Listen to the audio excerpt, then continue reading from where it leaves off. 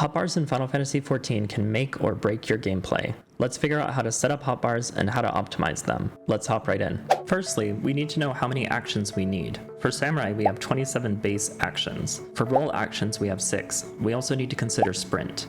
If we look at a keyboard, a standard WASD player will either use 1 to equals or they'll use the left side of the keyboard. I prefer this more. On the left side of the keyboard, we have 3 rows of 4 usable keys for a total of 12. Furthermore, we have Control, Shift, or Alt variants of these 12 keys. I like using Control and Alt. Now we need to figure out a layout. Go to System, Character Customization, Hotbar Settings. Near the middle of this menu, we have options for columns and rows. We need 3 hotbars, and I'm deciding on 4x3. Go to System, Keybind, and the Hotbar tab. With Hotbar 1, from slot 1 to 12, I put 1 through V. Then repeat the same thing for Hotbar 2 and 3. Alright, so look through your single target actions for the actions you use the absolute most. These will go in 1 through 4. Any extended combos should go in the control variant depending on how they relate. So now I have combos 1, 2, 3, 1 control 1, and 1 control 2, 3.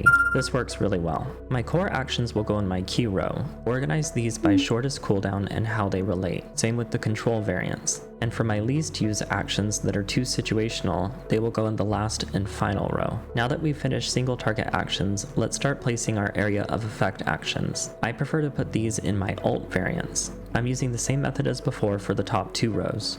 I am keybinding the last row of 4 using comma, period, and /. Here I will place my movement related actions and my ranged attack. If I was a tank, I would put my invincible or movement related skills here. If I was a healer, I'd put lucid dreaming or benediction here. Don't forget you're able to duplicate actions on a hotbar. Duplicate any actions that are both useful for single target or area of effect. Test out your hotbar to make sure they are comfortable and in memorable positions. Let's create a shared hotbar now. In the same menu, activate an additional hotbar, choose the 2x6 format, drag this hotbar off to the side of the screen, go to the sharing tab, enable this newly created hotbar as a shared one. First, I'm putting sprint in my first slot with the keybind F, then my mount, teleport and return, and some of my favorite jobs, and limit break. Now when I switch between jobs, this hotbar stays the same.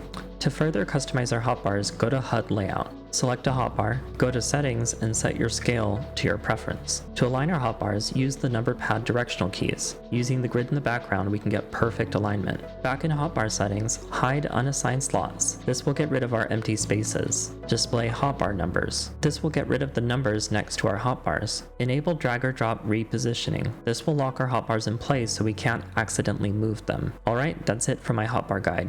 Good luck and have fun.